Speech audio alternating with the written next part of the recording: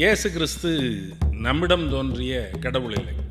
நம்முடையவர்களில் சில பேர் இயேசு கிறிஸ்துவை தங்களுடைய கடவுளாக வரித்து கொண்டார்கள்.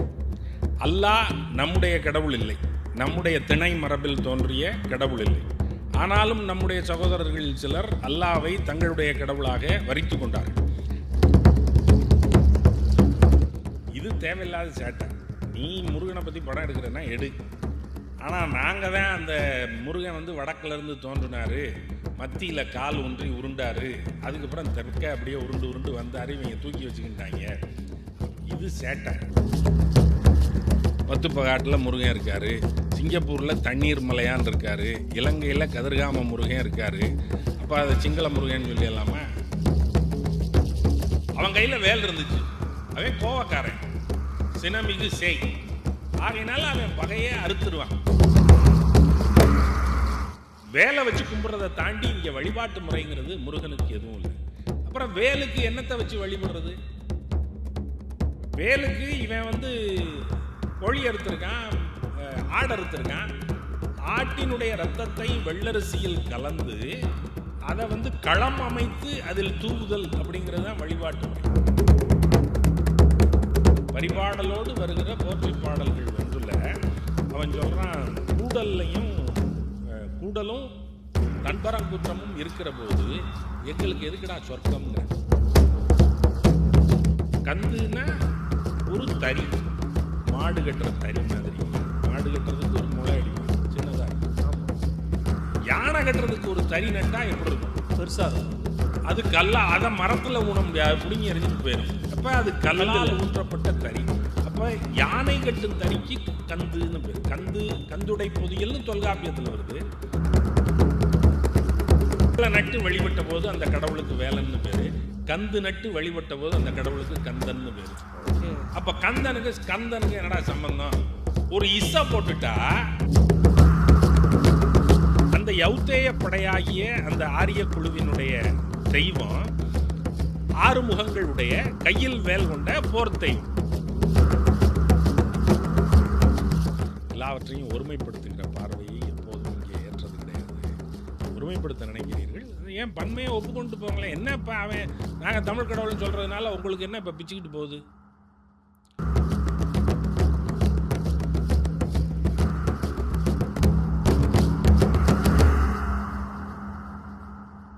ஃபோர்த் எஸ்டேட் தமிழ் நேயர்களுக்கு அருள்மொழிவர்மனின் அன்பார்ந்த வணக்கங்கள். இது உங்கள் ஃபோர்த் எஸ்டேட் தமிழ் வழங்கும் தமிழ் உலா நிகழ்ச்சி. இன்றைக்கு நம்முடைய தமிழ் உலா நிகழ்ச்சியினுடைய சிறப்பு விருந்தினரை அறிமுகம் செய்வதற்கு முன்பாக எது குறித்து நம்ம பேச போகிறோம் அப்படிங்கிற ஒரு சிறிய முன்னோட்டத்தை நான் சொல்லிடுறேன். அண்மையில் பார்த்தீங்கன்னா ஆந்திராவிலிருந்து ஜூனியர் என்டிஆர் அவர்கள் நடித்து வெளியாக இருக்கக்கூடிய ஒரு திரைப்படம் அப்படின்னு சொல்லி முருகன் அந்த கதாபாத்திரத்தை மையமாக வச்சு, அந்த முருகன் அப்படிங்கிற தமிழ் கடவுளை மையமாக வச்சு தான் அந்த மாதிரி ஒரு படம் எடுக்க போகிறோன்னு அவங்க சொன்னதாக ஒரு தகவல் வெளியாகி, அதன் பிறகு அவர் தமிழ் கடவுள்னு அவங்க பேசவே இல்லைங்க, நார்த்தில் பிறந்து அப்புறம் சென்ட்ரல் இந்தியாவில் வளர்ந்து அப்புறம் சவுத் இந்தியாவில் போய் அவர் சேர்ந்துட்டாருங்க, இவர் தாங்க முருகன்ற ஒரு மீனிங்கில் அவங்க படம் எடுக்கிறாங்கன்னு சொல்லி எல்லாரும் பேச ஆரம்பித்தாங்க. அது ஒரு பெரிய சர்ச்சையாக மாறியது. அதன் பிறகு அதை எதிர்த்து தமிழ்நாட்டில் நிறைய பேர் குரல் கொடுக்க ஆரம்பித்தாங்க, தமிழ் இயக்கங்கள் குரல் கொடுக்க ஆரம்பித்தாங்க. குறிப்பாக நாம் தமிழர் கட்சியின் இதை எதிர்த்து ஒரு பெரிய அறிக்கையை கூட வெளியிட்டிருந்தாங்க. சில நாட்களில் தமிழ் சினிமாவிலிருந்து தனுஷ் அவர்களுடைய ப்ரொடக்ஷனில் தமிழ் முருகன் அப்படின்னு கவிஞர் அருவுமதி எழுதிய ஒரு புத்தகத்தை அடிப்படையாக வச்சு ஒரு படத்தை நாங்கள் உருவாக்க போகிறோன்னு பேச ஆரம்பித்தாங்க. ஸோ இந்த சூழலில் பார்த்தீங்கன்னா இன்றைக்கி தமிழ்நாட்டுக்குள்ளே ரொம்ப நாளாக இருக்கிற ஒரு விஷயந்தான், யாருப்பா முருகன்? தமிழ் முருகன்னு சொல்கிறாங்க, ஆரிய முருகன்னு சொல்கிறாங்க, தமிழ் கடவுள்னு சொல்கிறாங்க, இந்து கடவுள்னு சொல்கிறாங்களே, இதுக்கு ஒரு முடிவு கட்ட வேணாமா? அப்படி வச்சுக்கிட்டு இருக்கும்போது தான் நாம் அனைவரும் அறிந்த ஒரு முக்கியமான ஒரு தமிழ் சூழலில் இருக்கக்கூடிய ஒரு செயற்பாட்டாளர், தமிழ் சித்தாந்த சைவ அறிஞர், மரியாதைக்குரிய பேராசிரியர் திரு கரு ஆறுமுக தமிழையா நம்மளோட இணைஞ்சிருக்கிறாரு. வாங்க ஒரு சிறப்பு நேர்காணல். ஐயா வணக்கம். வணக்கம். எப்படி இருக்கீங்க? நல்லா இருக்கேன். மிக்க மகிழ்ச்சி உங்களை சந்திச்சதில். 2 நாள் கழிச்சு ரொம்ப மீட் பண்ணுறேன். நேரங்கிறதுக்கு ரொம்ப நன்றி தெரிவிச்சுக்கிறேன். ஒரு முக்கியமான பிரச்சனை அப்படிங்கிறதுனால உங்கள்கிட்ட தான் அதுக்கு தீர்வு கிடைக்க நான் முழுமையாக நம்புகிறேன். ரொம்ப நாளாக தமிழ்நாட்டில் இருக்கிற அல்லது ஒரு பேசுபடும் பொருளாக ஒரு குறுகிய வட்டத்துக்குள்ளே இருந்தாலும் ஒரு இம்பார்ட்டன்ட் டாபிக்னு பார்த்தீங்கன்னா முருகன் தான். இந்து கடவுள்பா முருகன், அவர போய் என்னப்பா இப்படி வந்து சுருக்குறீங்கன்னு ஒரு தரப்பும், இல்ல அவர் வந்து தமிழ் கடவுள். அவருக்கு வந்து மத சாயம்லாம் பூச முடியாதுன்னு ஒரு தரப்பும் ரொம்ப நாளா பேசிக்கிட்டு இருந்தாங்க. இன்னைக்கு திரைப்படங்கள் வாயிலாக முருகன பத்தின தவறான சித்தரிப்புகள பண்ண போறாங்கன்னு ஒரு சாரார் கடுமையா எதிர்க்கிறாங்க. ஒரு சாரார் என்ன தப்பு இருக்கு? இந்தியா முழுமைக்கும் முருகன் பரவினா நீங்க வந்து மகிழ்ச்சி தானே அடையணும் அப்படின்னு பேசுறாங்க. இந்த பிரச்சனைகளுக்கெல்லாம் மூல காரணம் எது? எங்கிருந்து ஆரம்பிச்சது? அப்படிங்கிறது துவங்கிட்டு நம்ம தற்கால சிக்கல்களுக்குள்ள நகர்ந்துடலாம்னு நினைக்கிறேன். ஒரு தரப்பினுடைய கடவுள இன்னொரு தரப்பு சொந்தம் கொண்டாடுவது, இன்னொரு தரப்பு தனது கடவுளாகவும் வரித்துக் கொள்வது என்பது உலகம் முழுவதும் இருக்கிற நடைமுறை தான். இயேசு கிறிஸ்து நம்மிடம் தோன்றிய கடவுள் இல்லை. நம்முடையவர்களில் சில பேர் இயேசு கிறிஸ்துவை தங்களுடைய கடவுளாக வரித்துக் கொண்டார்கள். அல்லாஹ் நம்முடைய கடவுள் இல்லை. நம்முடைய திணை மரபில் தோன்றிய கடவுள் இல்லை. ஆனாலும் நம்முடைய சகோதரர்களில் சிலர் அல்லாவை தங்களுடைய கடவுளாக வரித்துக் கொண்டார்கள். அப்படியே நம்முடைய கடவுளர்களில் சிலரை மற்றவர்கள் தங்களுடைய கடவுளராக வரித்துக் கொள்வதில் நமக்கு எந்த ஆட்சேபனையும் இல்லை. எங்கள்கிட்ட இருக்குது, நாங்கள் கொடுக்குறோம், உங்களுக்கு வேண்டி இருக்குது, நீங்கள் வாங்கிக்கிங்க, நல்லா கும்பிடுங்க, ஒரு பிரச்சனையும் இல்லை, நாங்கள் ஒன்றும் சொல்லலை, நாங்கள் வந்து எங்கோட்ட நாங்கள் தான் வச்சுக்குவோம், வேற எவனும் கொண்டு போகக்கூடாது அப்படின்லாம் சொல்கிற ஆட்கள் இல்லை. எங்களுடைய கடவுள் உங்களுக்கும் பொருத்தமானவராக இருந்தால் அவரை நல்ல தாராளமாக நீங்களும் உங்களுடைய கடவுளாக வைத்துக்கொள்ளுங்கள், கொண்டாடுங்கள். அதில் ஒரு சிக்கலும் இல்லை. ஆனால் என் சட்டப்பையிலேருந்து காசு எடுத்து ஓன் சட்டப்பையில் வச்சுக்கிட்டு அது ஓன் காசுன்னு நீங்கள் சொல்லக்கூடாது. அது சரியில்லைல்ல, அது அறிவு களவு, அது களவு. அது எங்களுடைய மரபு ஒரு தெய்வத்தை உருவாக்குறது. நீ என்னை என்டார்ஸ் கூட பண்ண வேண்டாம், அவன் ஜாமின்னு சொல்ல வேண்டாம். அவன் ஜாமியை நான் வாங்கிட்டு போனேன் அப்படின்னு சொல்கிறது உனக்கு வந்து அவமானமாக இருந்தால் நீ சொல்ல வேண்டாம். நீ பாட்டுக்கு சாமியை தூக்கிட்டு போ, கும்பிடு, ஒரு சிக்கலும் இல்லை. நாங்கள் ஒரு வம்பும் பண்ணலை, நீ எங்கள் சாமியை கும்பிடக்கூடாதுன்னு நாங்கள் சொல்லலை. ஆனால் அப்படி தூக்கிட்டு போன சாமியை, ஏன் சாமி எங்கிட்ட இருந்து தான் அவன் வாங்கினான், அவனுக்கு சாமியே கிடையாது, நாங்கள் தான் அவனுக்கு சாமியை கற்றுக் கொடுத்தோம் அப்படின்னெல்லாம் சொன்னால் இங்கே இருக்கிறவன் கொந்தளிப்பான். இது தேவையில்லாத சேட்டை. நீ முருகனை பற்றி படம் எடுக்கிறன்னா எடு, ஆனால் நாங்கள் தான் அந்த முருகன் வந்து வடக்கிலேருந்து தோன்றினார், மத்தியில் கால் ஒன்றி உருண்டாரு, அதுக்கப்புறம் தெற்க அப்படியே உருண்டு உருண்டு வந்தார், இவங்க தூக்கி வச்சுக்கிட்டாங்க, இது சேட்டை. இதெல்லாம் செய்ய தேவையில்லை, இதை சொல்லாத. ஆனால் இப்போ என்ன ஒரு பேச்சு வருதுன்னா, முருகன் இந்தியா முழுக்க பரவி இருக்கிறாரு, இந்துக்கள் வழிபடக்கூடிய ஒரு தெய்வமாக இருக்கிறாரு அப்படின்றத சொல்லும்போது, இல்லை அவர் தமிழ் கடவுள் தான், தமிழ் கடவுள் முருகன்னே அவர் அடையாளப்படுத்துங்க அப்படின்னு இங்கே இருக்கிறவங்க நிறைய பேர் பேசுகிறாங்க. இப்போ ஒரு காலகட்டத்தில் ஒருத்தரும் விவாத பொருள் உருவாக்கி இருக்கிறாங்க. ஒரு குறிப்பிட்ட காலகட்டத்தில் ஐயா சுகிசிவம் அவருடைய பேச்சு வந்து ஒரு சர்ச்சைக்குரிய ஒரு பேச்சாக மாற்றினாங்க. அதன் பிறகு முப்பாட்டன் முருகன் சீமான் சொல்கிறாரு, அவர் வந்து பூணூல் எப்படி அறுக்கலாம் முருகனுக்கு, அவர் எப்படி அதுக்கான உரிமை அவருக்கு இருக்குது அப்படின்னு சொல்லி அது ஒரு சர்ச்சையாக உருமாறியது. இந்துத்துவ அமைப்புகள் எதிர்த்தாங்க. இப்படி ஒரு காலகட்டத்திலையும் முருகனை ஒட்டி உருவாகிற சிக்கல்களுக்கு காரணம் என்ன? அப்போ உண்மையிலேயே முருகன் யார்? அதை ஒட்டி பேச. முருகன் இந்தியா முழுக்க எங்கே இருக்காரு? வட இந்தியாவில் முருகனை கும்பிடவே இல்லையா? இங்கே கார்த்திக் மந்திர் அது இதுன்னு 1-2 கார்த்திகேயனும் முருகனும் வேறையா ஒண்ணா? இவங்க நம்மளுக்கு அங்கே வியாபாரத்துக்காக போனபோது அங்கே ஒரு முருகனை உருவாக்குனாங்க. மலேசியாவில் முருகன் இருக்காரு, பத்துப்பகாட்டில் முருகன் இருக்காரு, சிங்கப்பூரில் தண்ணீர் மலையான் இருக்காரு, இலங்கையில் கதிர்காம முருகன் இருக்காரு. அப்போ அதை சிங்கள முருகன் சொல்லிடலாமா, அல்லது மலாய்க்காரனுடைய முருகன் அப்படின்னு சொல்லிடலாமா? இவன் வணிக நிமித்தமாக தமிழன் எங்கெங்கெல்லாம் போனானோ போகிற இடத்துக்கெல்லாம் தண்டாயுதபாணி துணைன்னு சேர்த்து கொண்டு போனதுனால அங்கெங்கே கோயில்களை உருவாக்கி கொண்டார்கள். அந்த கோயிலில் எல்லாரும் வழிபடுகிறார்கள். அவை பொது கோயில்கள், யாரும் வழிபடலாம், யாரும் வரலாம். அவை தனக்கும் சாதகமான தெய்வமாக இருக்கும் என்று அவர்கள் நம்புகிற போது, நம்மால் சாய்பாபா கோயிலுக்கு போகலையா, அங்கேருந்து வந்தவர் தான், அந்த கோயிலுக்கு போய் சாமியை கும்பிட்டு வர்றான்ல, நமக்கு பரவாயில்ல இந்த சாமி அப்படின்னு நினைக்கிறான்ல. பிரத்யங்கிரா தேவி அப்படின்னு ஒரு தேவியை கொண்டாட்டாங்கல்ல, இந்த சாமியெல்லாம் எங்கேருந்து வந்துச்சுன்னே நமக்கு தெரியாதுல்ல. திடீர்னு மிளகா மூட்டையை கொட்டி அதுக்கு யாகம் நடத்துகிறாங்க. யாருப்பா அந்த சாமி, இம்பிட்டு நாளாக இல்லையே, நமக்கு எந்த மரபு பதிவும் அந்த சாமியை பற்றியெல்லாம் இல்லையே, இதெல்லாம் எங்கேருந்து வந்துச்சு அப்படின்னு நம்ம கேட்டாலும் சரி, கும்பிட்றான், அவனுக்கு ஆறுதலாக இருந்தால் கும்பிட்டு போகிறான், நமக்கு என்ன அப்படின்னு நம்ம வாட்டுக்கு நம்ம வேலையை பார்த்துக்கிட்டு தானே இருக்கோம். அதனால் அது பிரச்சனை இல்லை. இங்கேருந்து கொண்டு போய் தான் அந்த சாமியை வச்சாங்களே ஒழிய அவன் உருவாக்கி இங்கே வந்துச்சு. நீங்கள் வடக்க கார்த்திக் சுவாமி மந்திர்னு வச்சுருக்கான், 1-2 இடங்களில் முருகனுக்கு வழிபாட்டு தலங்கள் இருக்குது, டெல்லியில் வச்சுருக்கான். இவையெல்லாம் தமிழர்கள் கொண்டாடுகிற கோயில்களாக இருக்கின்றனவே தவிர, தமிழர்கள் உருவாக்கிய கோயில்களாக இருக்கின்றனவே தவிர, வேறு யார் இவற்றை உருவாக்கினார்கள்? வேறு எங்கே இதனுடைய பரவலாக்கம் நடந்தது? தமிழ்நாட்டில் இருக்கிற அளவிற்கு முருகன் கோயில்களினுடைய பெருக்கம் வேறு எங்கே இருக்கிறது? கொஞ்சம் கர்நாடகாவில் இருக்கும். அப்புறம் கேரளாவில் இருக்கிறவனுக்கு அது வழிபாட்டு தெய்வம், அதனால் அவன் இங்கே வந்துடுறான்.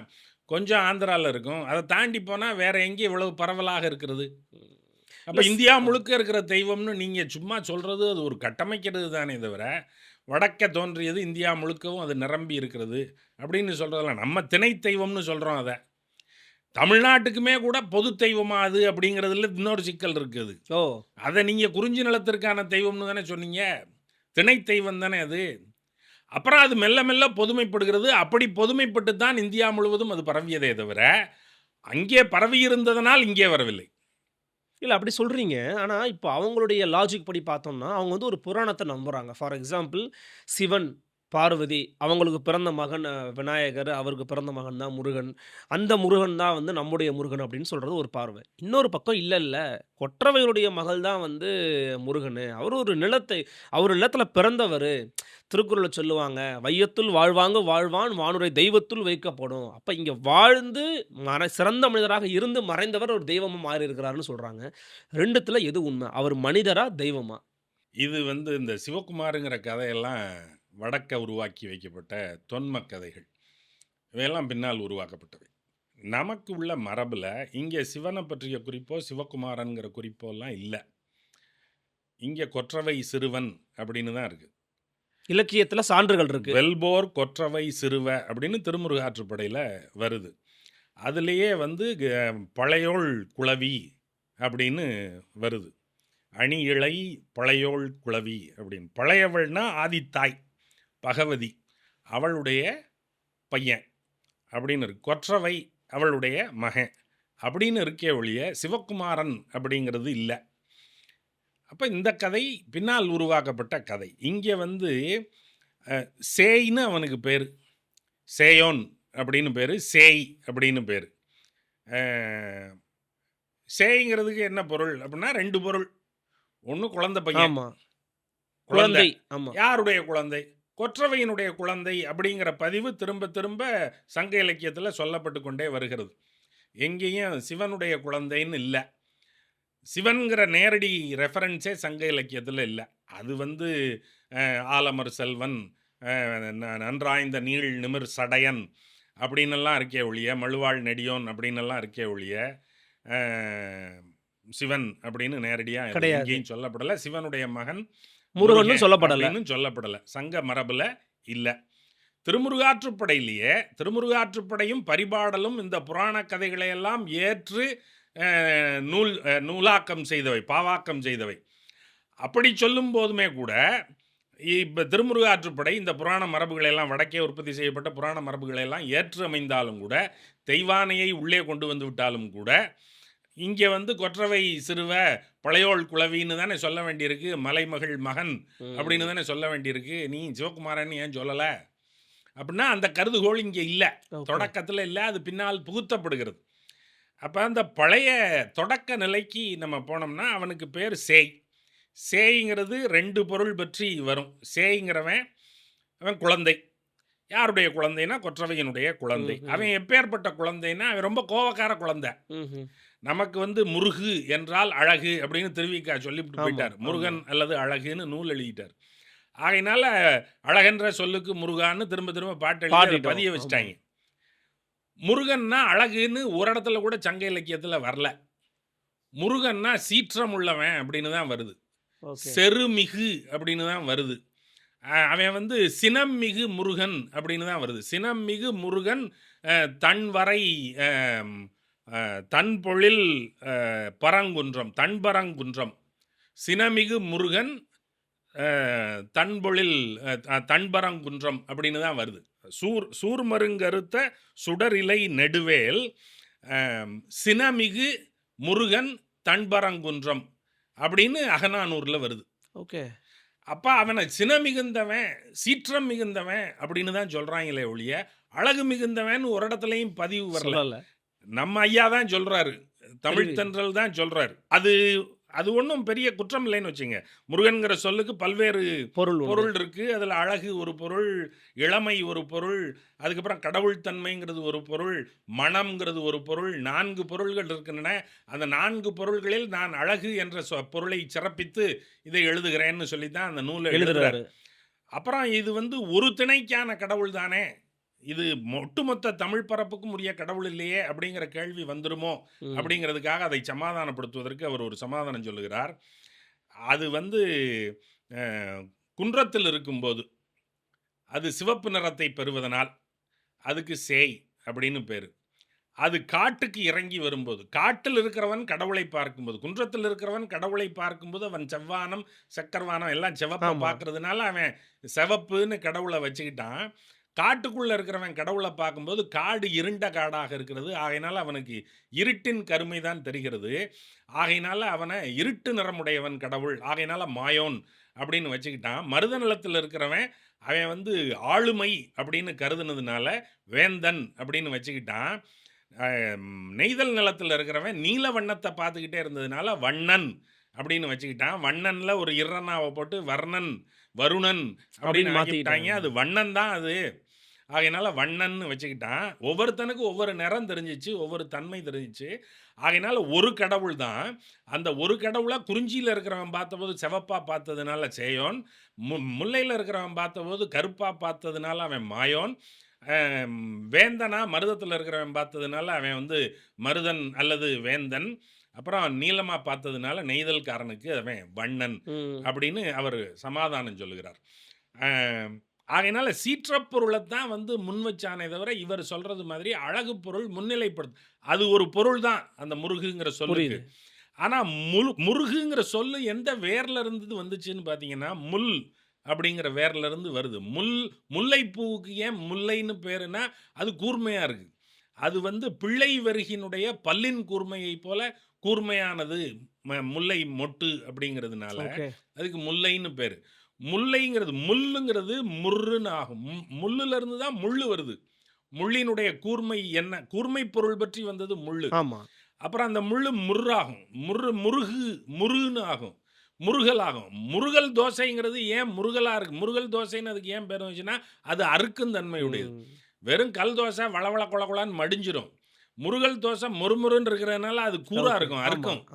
ஆகையினால அறுக்கும் தன்மையுடையது, சிதைக்கும் தன்மையுடையது, கூர்மையுடையது, கெடுக்கும் தன்மையுடையது எதுவோ அது முருகு. அப்ப முருகன்கிறவன் அழகன், அவன் கோவக்காரன், அவன் இருப்பான், அவன் குத்திடுவான், அவன் வந்து சிதைப்பான், அவன் கெடுப்பான். என்னங்க ஒரு சாமி கெடுப்பாரா சிதைப்பாரா அப்படின்னா யாரை சிதைப்பான்? அவன் வந்து பொல்லாதவரை பொடி பொடியாக்கும் நல்லோர் நினைவில் நடனம் புரியும். அதனால அவன் பகைவரை அறுப்பான், சூர்மருங்கு அறுப்பான். ஆனால் நல்லவர்களை, தன்னை நாடுகிறவர்களை, தனக்கு துணையாக இருக்கிறவர்களை அறுப்பானா அறுக்க மாட்டான். அவர்களுக்கு செம்மையானவனாக இருப்பான். இப்போ சேய்ங்கிறது ஒன்று சிவப்பு, இன்னொன்று செம்மை, ரெண்டு. அது இது பண்பு பற்றி வந்தது. அது நிறம். ஏன் சிவப்பு நிறத்தை அவனுக்கு வைக்கணும்? கருப்பர்கள் நாட்டில் சிவப்பன் எங்கேருந்து வருவான் அப்படின்னா சிவப்புங்கிறது சினத்தின் நிறம். ஒருத்தன் சினம் கொள்ளும்போது அவனுக்கு மூஞ்சி கிஞ்சியெல்லாம் சிவந்து போச்சு அப்படின்னா சினத்தினுடைய நிறம் சிவப்பு. அவன் சினம் மிகு சேய். ஆகையினால அவன் செவப்பேன். அவன் நிறம் என்னன்னு ஒருவேளுக்கும் தெரியாது. இதை எவன் பார்த்தான்? அவன் நிறம் நமக்கு தெரியாது, அவன் உருவம் என்னன்னு நமக்கு தெரியாது. அவனுக்கு 6 முகம் இருந்துச்சான்னு எவனுக்கும் தெரியாது. அவன் கையில் வேல் இருந்துச்சு, அவன் கோவக்காரன், சினமிகு சேய். ஆகையினால அவன் பகையை அறுத்துருவான். ஆகையினால அவனுக்கு சீற்றம் பற்றியும் சினம் பற்றியும் வந்த பெயர் சேய். மகன்மை பொருள் பற்றி வந்த பெயர் சேய். பிறகு செம்மை பண்பு பற்றி வந்த பெயர் சேய். நல்லோரை காத்தல், அண்டியவர்களை காத்தல் அப்படிங்கிற பண்பு பற்றி வந்த செம்மையின் காரணமாக சீர்மையும் செம்மையும் அப்படிங்கிற அடிப்படையில் சேய். இப்படித்தான் வருது. முருகுங்கிற சொல் கூர்மை, சிதைத்தல், சினம், சீற்றம் அப்படிங்கிற பொருள் பற்றி தான் வருது. இப்படி வந்ததை நம்ம அழகு அது இதுன்னு அதை ரொம்ப இணக்கி சமாதானமாக்கி அதை எளிமைப்படுத்தி இன்னைக்கு வச்சுருக்கோன்னு வச்சுக்கோங்க. அது அப்படி தேய்தலும் வளர்தலும் ஒன்றும் குற்றம் இல்லை. காலப்போக்கில் மக்களினுடைய தேவைகள் என்னவோ, அன்னைக்கு ஒரு தேவை இருந்துச்சு, அன்னைக்கு ஒரு போர் தலைவனுடைய தேவை இருந்துச்சு. அவன் சண்டை போடுற சீற்றமுள்ள ஒருவனுடைய தேவை இருந்துச்சு. ஏன்னா அன்னைக்கு வாழ்வே ஒவ்வொரு நாளும் நீங்க எதையாவது போராடி பெற வேண்டிய சூழ்நிலையில தான் இருந்துச்சு. இருந்தீங்க. பிறகு அந்த சூழல் மாறும்போது அந்த முருகினுடைய தன்மையும் மாறிடுது. பழைய சூழல்ல நீங்க வேல் என்பது முதன்மை பெற்றுக்கொண்டே வருகிறது. அவன் வேல் வடித்து கொடுத்தல் கொல்லர்க்கு கடனே, ஒளிர்வாள் அருஞ்சமம் முறுக்கி களிறறிந்து பெயர்தல், கைவேல் களிறறிந்து பெயர்தல் காளைக்கு கடனே அப்படின்னு சொல்லும்போது, இந்த முறுக்கிங்கிறது இருக்குல்ல, முறுக்குதல்ங்கிறது கையை முறுக்கிட்டா கை செதஞ்சு போயிடும். ஆமா. முறுக்குகிறவன் முருகன். அப்ப அந்த கைவேல் களிற்றொடு போக்குதல் அப்படிங்கிறது அப்படி ஒரு சண்டை நிரம்பிய உங்களுடைய அன்றைய உணவுக்கான தேவைக்கே நீங்க வேட்டையாடி ஏதாவது ஒரு விலங்கை கொன்று தான் உணவை பெற முடியும். அப்படிங்கிற சூழ்நிலையில நீங்க மலையை முட்டித்தான், மலையை உடைச்சு அங்கிட்டும் இங்கிட்டும் போய்த்தான் உங்களுக்கான வாழ்வாதார தேவைகளை நிறைவு நிவர்த்தி செய்து கொள்ள பண்ண முடியும். முடியும். அப்படிங்கிற நிலையில இவன் குன்றுருவ வேல் வாங்கி நின்ற முகம் ஒன்றுனா, குன்று தடையா இருந்தா குன்றை உடைச்சுடுவான். குன்றின் மேல் வேலெறிஞ்சவன் அவன். அதனால சூர்மருங்கறுத்தல்ங்கிறது அந்த தாரகன யானை முகன் உடல் நெறிபட அப்படின்னு அருணகிரிநாதர் திருப்புகழ்ல சொல்றார். அது ஒரு நல்ல பாட்டு. ஒன்றென்றென்றும் துன்றும் குன்றம் தொலைபட மதகரி முகனுடல் நெறிபட டுண்டுன் டுண்டுன் டிண்டின் டிண்டின் டிடியன எழுபடி டிடியன வெளுமெழு படிகளும் அதிர்பட ஒன் சங்கஞ்சன் ஜங்கஞ்சங்கங் என்றொலியழ மகபதி துதிசெய அசுரரை அடுவோனே அப்படின்னு அந்த பாட்டு வரும். அது பாடும்போதே ஒரு சண்டை நடக்கிற மாதிரி இருக்கும். டன் ஆமா. டன் டன் டன் டன் டன் டன் டன்னு வருது அது ஆமா. பாட்டு. அந்த உணர்வை எழுப்புது. ஆமா, இது பார்த்து படிச்சா வேகமா படிச்சிடலாம். இது நம்ம ஞாபகத்துல இருந்து சொல்லும் போது புரியுது. இது இங்கே சிக்குது. புரியுது. அது சிக்கல் புரியுது. தட தட தட தட தட தட தட தடன்னு வருது. சண்டை கண்ணுக்கு முன்னாடி நடக்கிற மாதிரி டுன் டுன் டுன் டுன் டின் டின் டின் டின்னு வேல் போய் குத்தி மலை துளைபடுது. ஏன் மலை துளைபடணும்? மலை என்னுடைய வாழ்வாதாரத்தை மறிக்கும்னா நான் மலையை உடைச்சிருவேன். அப்படின்னா இங்கே வேலுக்கு தான் முதன்மை. வேலை கையில் கொண்டிருந்த தலைவன் வேலை. அதனால வேல் முதன்மை. இவங்க வழிபட்டதே வேலை தான் வழிபட்டுருக்காங்க. முருகனுக்கு உருவம் எங்கே இருந்துச்சு? முருகனுக்கு இப்போ அழகுன்னு பாலமுருகன் அப்புறம் நம்ம குழந்தை பையன்னு சொன்னதுனால பாலமுருகங்கிறதெல்லாம் இயல்பாக வந்துடும். வடிவம் கற்பிச்சதுக்கு பிறகு தானே நீங்கள் குழந்தை பையனா ஒரு முருகனை இல்ல உருவாக்க. அந்த வடிவத்துல கூட நீங்க பாத்தீங்கன்னா, இப்போ நிறைய முருகன் படங்கள பாத்தீங்கன்னா, ரொம்ப குழந்தை மாரி, ரொம்ப ஒரு சாஃப்ட்டான ஒரு பையன். அதாவது அது பாத்தீங்கன்னா, அது அருள் ஆ, ததும்புகிற அந்த மாரியான ஒரு அது சீற்றன் ததும்புகிற முகம். அதுதான் நான் கேட்க வந்தேன். எல்லா அப்ப எப்படி அந்த இடத்துலயும் முகம் வந்துச்சு? எல்லா இடத்துலையும் சீற்றம் கோவக்கார பையன், குழந்தை பையன் தான், ஆனா கோவக்கார பையன் ஆ. அப்படின்னு தான் இங்க பதிவு. ஆனா அது ரொம்ப வேற கோவம். மாரி ஆயிருச்சு. ரொம்ப கோவக்காரன், உடைச்சு விடுவான் எல்லாத்தையும், மலையை உடைச்சிருவான் அப்படின்னு தான் பதிவே தவிர ரொம்ப அழகான அருள் மிகுந்த அருள் தான். அருள்வதற்காகத்தான் அந்த சண்டையை போடுறது. என்னை சார்ந்தவர்களுக்கு அருள வேண்டும் என்றால் நான் இதை மறிக்கிறவர்களை உடைக்க வேண்டும், அடிக்க வேண்டும்ங்கிறது தான் அடிப்படை. அது அந்த நாளினுடைய நீதியும் தேவையும். பிறகு நீங்கள் என்னைக்கு இங்கே சைவமும் சமணமும் பௌத்தமும் உள்ளுக்குள்ளே வந்துச்சோ, வைதீகத்தினால மாற்றம் வரல. சமணமும் பௌத்தமும் உள்ள வந்தபோது அவர்கள் வணிகத்தை முன்னிறுத்தினார்கள். வணிகம் முன்னிறுத்தப்படுகிற போது போர் என்பது தவிர்க்கப்பட வேண்டியது என்று ஒரு அறக்கொள்கையை முன்வைக்கிறார்கள். சரி. அப்போ நீங்கள் சண்டை போட்டுக்கிட்டே இருந்தீங்கன்னா வியாபாரம் எப்படி நடக்கும்? நடக்காது. இந்த வியாபாரம் நடக்கலை. இல்லை, அமெரிக்காக்காரன் போய் ஈரான் மேலே சண்டையை போட்டோடனே பெட்ரோல் வியாபாரத்துலேருந்து சகல வியாபாரம் நின்று வச்சுல. சண்டையை நிறுத்துன்னு தானே எல்லா பேரும் துடிச்சான். வியாபாரம் கெட்டு போயிடும், நிறுத்தியா சண்டைன்னு தானே துடிக்கிறான். ஆமா. அப்போ எங்கே போர் நடக்குதோ அங்கே வணிகம் நடக்காது. வணிகர்கள் தான் பௌத்தத்தையும் சமணத்தையும் ஆதரித்தார்கள். ஆகையினால் அவர்களுடைய நல்வாழ்விற்காக போர்கள் என்பவை தடுக்கப்பட வேண்டும் என்பது ஒன்று. அது வணிக நலன் சார்ந்த பார்வை. அதை மட்டும் அப்படி நம்ம சொல்லப்படாது. உயிர்கள் அழிகின்றன, இந்த உயிர் அழிவை தவிர்க்க வேண்டுமானால் போர்கள் தவிர்க்கப்பட வேண்டும் அப்படிங்கிறதும் ஒரு பார்வை. அப்போ நம்ம அது வரைக்கும் பேசிக்கிட்டு இருந்த வீரம் என்பது அது நம்ம மாற்றாரை கொல்லும் வீரம் அப்படின்னு இருந்ததுக்கு மாறா, ஊரரை வெல்லும் வீரம் அப்படின்னு இருந்ததற்கு மாறா, இவர்கள் வந்தபோது அந்த வீரம் எப்படி மாற்றப்பட்டதுன்னா மாறனை வெல்லும் வீரம் அப்படின்னு ஆகப்பட்டது. மாறன்கிறவன் மன்மதன். ஓகே. அப்போ நீங்கள் மன்மதனை உங்களுடைய காம உணர்ச்சியை வெல்வது தான் வீரமே தவிர அடுத்தவனை போய் குத்தி போட்டு வர்றது ஒன்றும் பெரிய வீரம் இல்லை. அது வீரமாடா அப்படின்னு கேட்குற மாதிரி வீரத்திற்கான வரையறையை தலைகீழாக மாற்றிட்டாங்க. மகாவீரர்னு ஒருத்தருக்கு பேர் வச்சான். ஆமாம். முருகனுக்கு மகாவீரன்னு பேரு. அவன் பெருவீரன். அவன் சூர்மருங்கு அறுத்த வீரன் அவன். ஆனா, ஒரு காலத்திற்கு பிறகு இந்த வரையறை தலைகீழாக புரண்டு தவநிலையில் நின்ற தன்னுடைய காமத்தை முற்றிலுமாக அறுத்து ஒழித்த ஒருவர், துறவு நிலையில் இருந்தவர். அவர் மகாவீரர் என்று போற்றப்படுகிறார். வீரம் என்பதற்கான வரையறை பொருளே மாறுது. சுத்தமா மாறிடுச்சு. நீங்க அதுக்கு முன்னாடி ஒரு புலவன் போய் ஒருத்தர்கிட்ட ஈந்தூர் கிழான் அப்படிங்கிறவனை பத்தி ஒரு பாட்டு பாடுறான் புறநானூற்றுல. ஈந்தூர் கிழான்ட்ட போய் எனக்கு பசிக்குதுன்னு ஒருத்தன் போய் நின்னான், ஒரு புலவன். பசிக்குதுன்னொன்னையும் ஈந்தூர் கிழான் ஒன்றும் அரசனெல்லாம் கிடையாது, அவன்கிட்ட ஒன்றும் பெரும் பொருளெல்லாம் கிடையாது. வந்தோடனே வா இந்த அதை வச்சுக்க அப்படின்னு கொடுக்குறதுக்கு அவன்கிட்ட பொருள் இல்லை. அவன் என்ன சொன்னான், சரி வா அப்படின்னு தன்னுடைய மழுங்கி போன வேலை எடுத்துக்கிட்டான். வா போ அப்படின்னு கூட்டிக்கிட்டு கொல்லங்கிட்ட போகிறான். இவன் பசிக்குதுன்னு வந்திருக்கான், எனக்குமே வயிறு ஒட்டி போய் தான் இருக்குது, இந்த வேலை தீட்டி கொடு அப்படின்னு கொல்லங்கிட்ட கொடுக்குறான். பசிக்குதுன்னு வந்தால் வேலை ஏன்பா தீட்டி கொடுக்க சொல்கிற?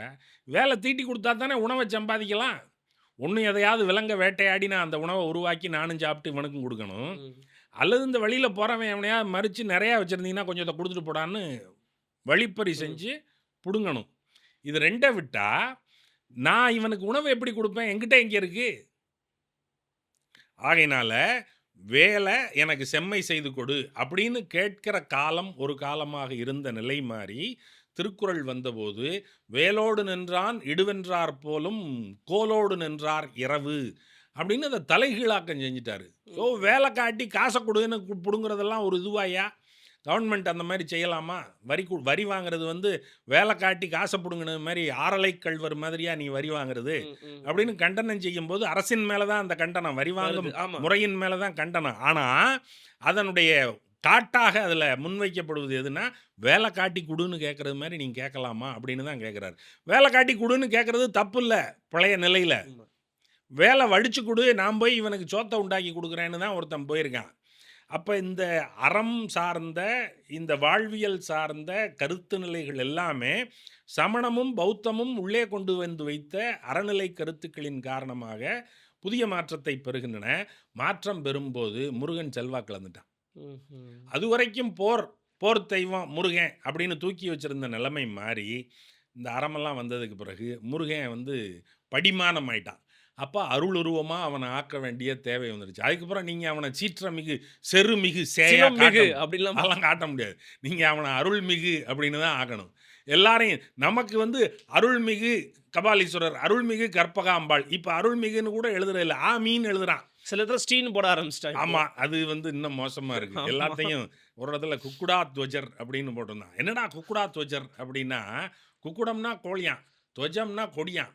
அப்போ கோழி கொடி வைத்திருக்கிறவர் சேவர் கொடியோன்னு நம்ம வச்சிருந்ததை இவன் குக்குடா மாற்றிட்டான். அடா பாக்கிடா, இது எவனுக்குமே விளங்காதேடா அப்படின்னா. அப்போ நாங்கள் ஹைஜாக் பண்ணோமா, நீ ஹைஜாக் பண்ணியா? அவர் உருண்டு உருண்டு இங்கே வந்தாரா இல்லை உருண்டு உருண்டு அங்கே வந்தாரா? நீ தூக்கிட்டு போனால் இடுப்பில் வச்சுக்க, கொஞ்ச நாள் சீராட்டிட்டு அனுப்பிச்சி விடு.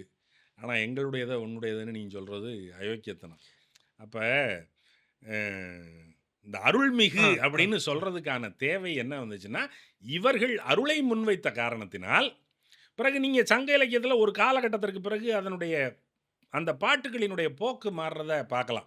அது வரைக்கும் வீரன் சிறப்பிக்கப்பட்டு இத்தனை பேரை கொன்னா, இது வந்து தீட்டின வாள், அவன் தீட்டாமல் துருப்பிடிச்சி கிடக்கு, ஏன்னா அவனுக்கு தீட்டுறதுக்கே பொழுது இல்லை, எண்ணெய் பூசுறதுக்கு பொழுது இல்லை, அவ்வளோ சண்டை போட்டுக்கிட்டு இருக்கான் அப்படின்னெல்லாம் சொன்னதுக்கு மாறா, சண்டை போட்டு நீ என்னத்தை கண்ட? சண்டை போடுறத நிப்பாட்டு, போர் செய்வதை விடு, எல்லாருக்கும் கொடு அப்படின்னு சொல்கிற மரபு மாற்றம் இந்த இலக்கிய பரப்பிலேயே வெளிப்படையா தெரிகிறத பார்க்கலாம். அப்ப இந்த மாற்றத்தை உருவாக்குனது வைதீகம் இல்லை, உருவாக்குனது சமணமும் பௌத்தமும். அவர்கள் ஒரு கருத்தியலை கொண்டு வந்து வைக்கிறார்கள். அந்த கருத்தியல் இங்கே செலுத்திய தாக்கத்தின் காரணமாக இந்த மரபிலிருந்து அடுத்த கட்டத்திற்கு இந்த சமூகம் நகர்கிறது. நகரும்போது தங்களுடைய தெய்வத்தின் மேல் இருந்த சீற்ற போர்வையை நீக்கிவிட்டு அருள்மிகு போர்வையை, அழகுமிகு போர்வையை அது நாட்டுகிறது. நீங்கள் பழைய வழிபாட்டு முறை முருகனுக்கு என்ன அப்படின்னா, அவனுக்கு வடிவம் கிடையாது. அதனால் அது அருள்மிகு முகமா சீற்றமிகு முகமானு நமக்கு தெரியாது. நமக்கு வேல் தான் இருந்துச்சு. வேல் தான் வழிபாட்டுக்குரியது. வேலை எங்கெங்கெல்லாம் நட்டானோ, வேல் என்பது படை, கையில் ஏந்துகிற படை.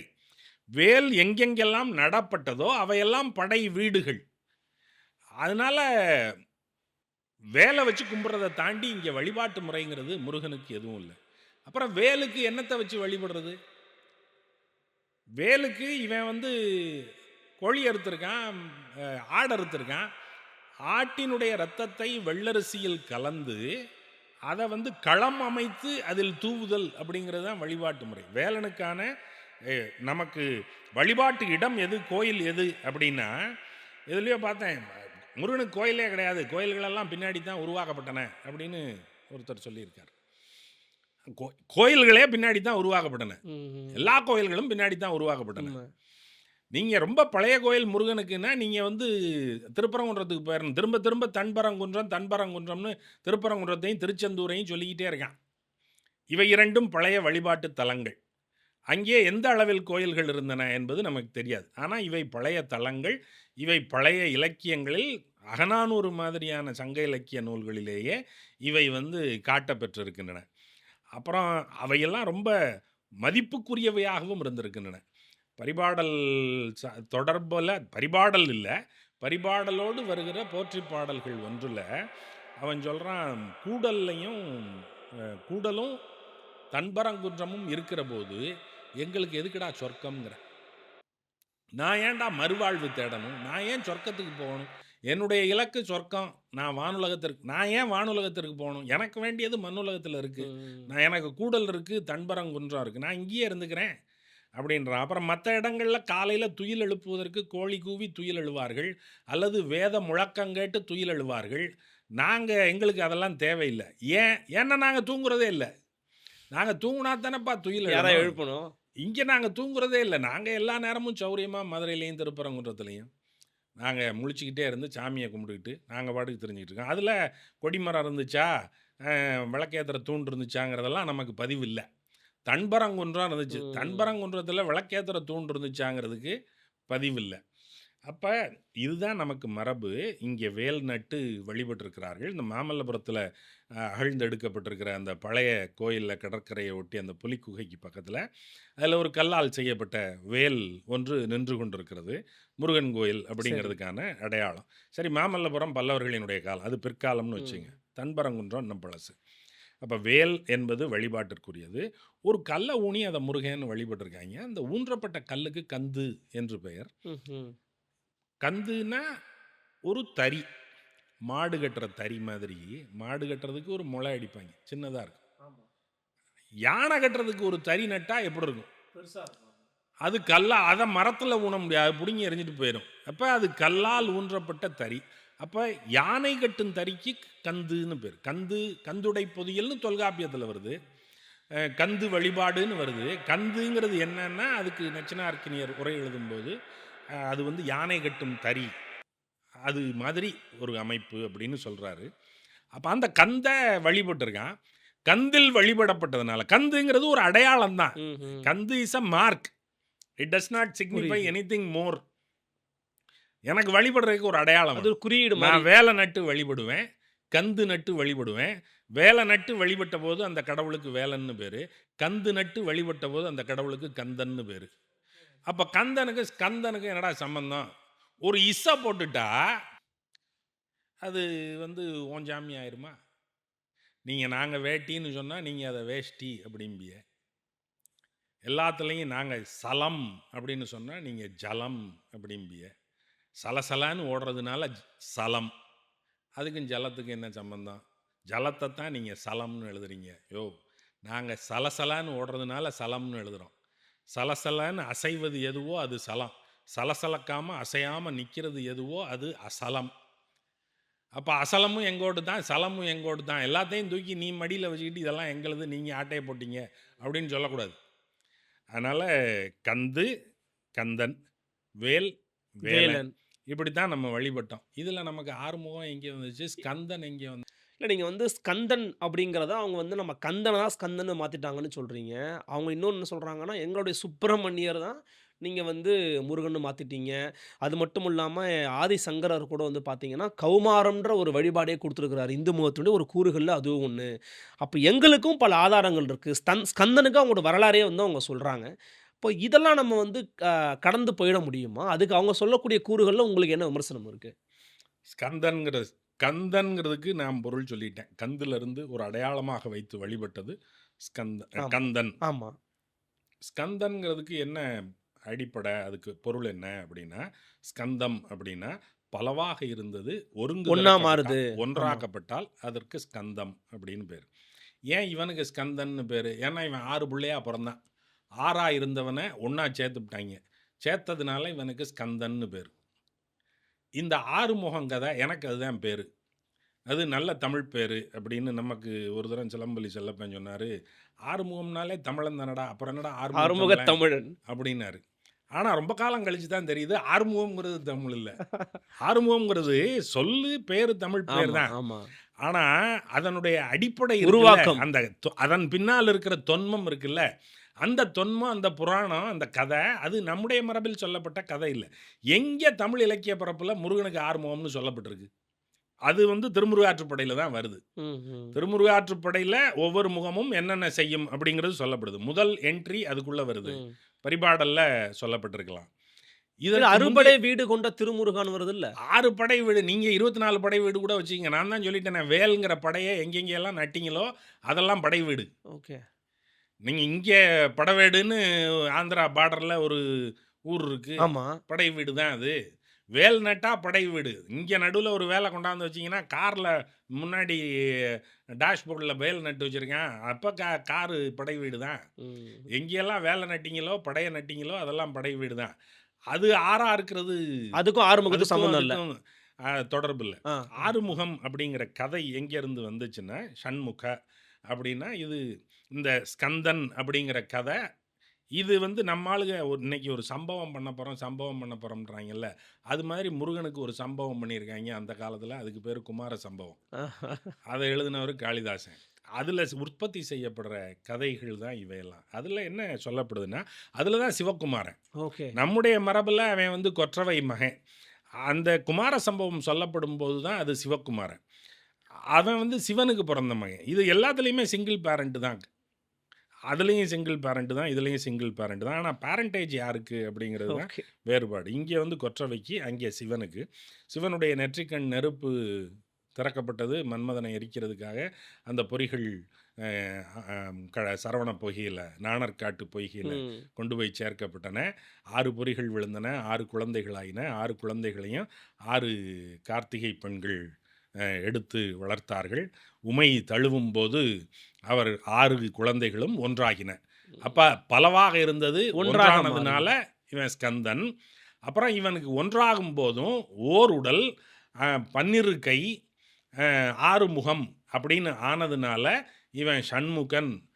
நாணற்காட்டில் பிறந்ததுனால, சரவணத்தில் பிறந்ததுனால இவன் சரவணன்.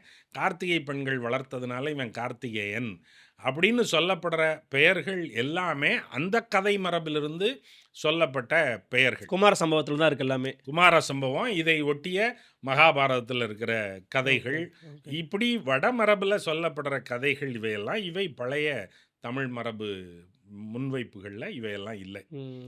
பின்னால் இந்த கதைகள் எல்லாம் தழுவிக்கொள்ளப்பட்டு திருமுருகாற்றுப்படையினாலும் பரிபாடலினாலும் இவையெல்லாம் இங்கே பரப்பப்படுகின்றன. பரிபாடல் இந்த தொன்ம கதைகளெல்லாம் ஏற்றுத்தான் பரப்புது.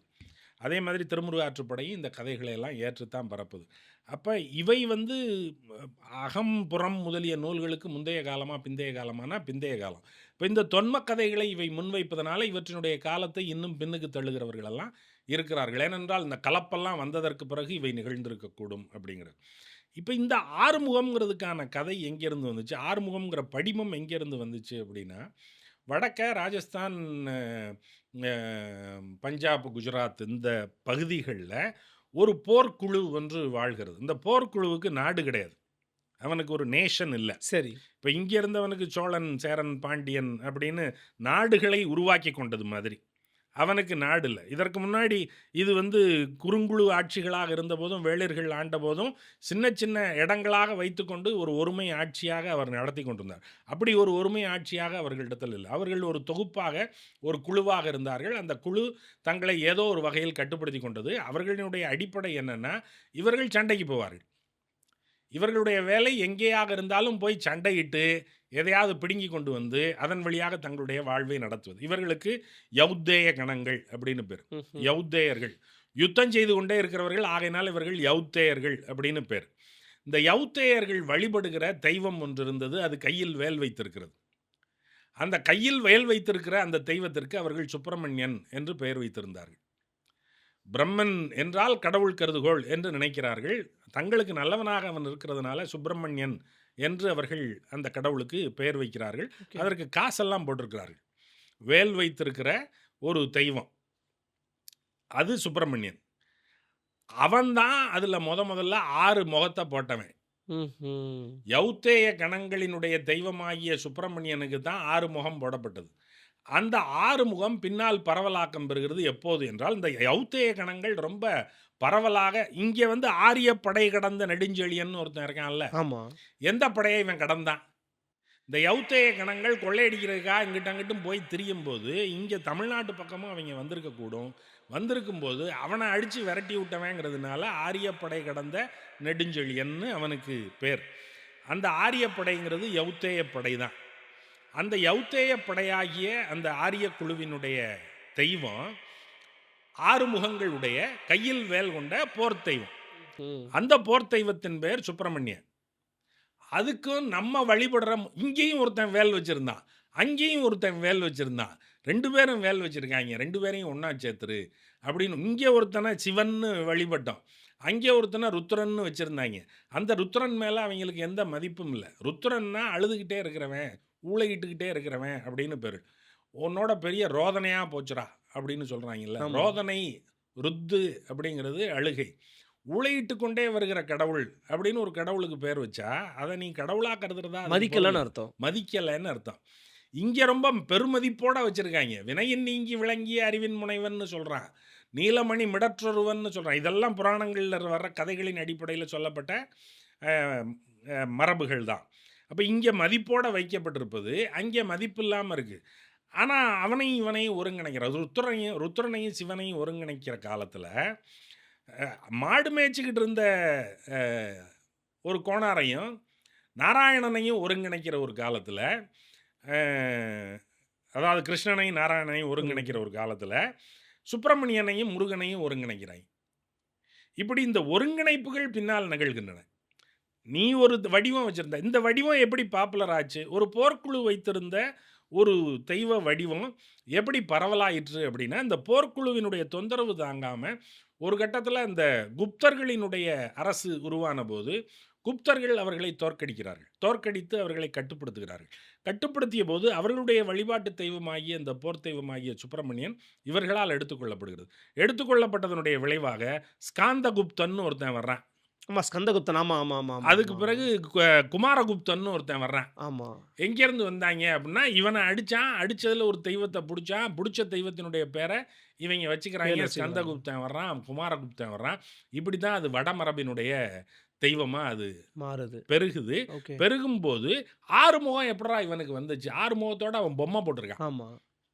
6 முகம் எப்படி வந்துச்சு அப்படிங்கிறதுக்கு ஒரு கதை உருவாகும்போது குமார சம்பவம் உருவாகிறது. குமார சம்பவத்தில் இந்த 6 பொறிகள் குளத்தில் விழுந்தன, அணைந்தன, அவை பிள்ளைகளாயின, அவை ஒருங்கிணைக்கப்பட்டன. ஒருங்கிணைக்கப்பட்டதுனால அதுக்கு ஸ்கந்தன்னு பேர். 6 முகங்கள் இருந்ததுனால ஷண்முகன், ஆறுமுகன் அப்படின்னு எல்லாம் பேர் என்று இந்த கதையுருவாக்கம் செய்யப்பட்டது. அப்போ இந்த குமார சம்பவத்தினுடைய காலமெல்லாம் பின்னாடி வர்ற காலம்தான்.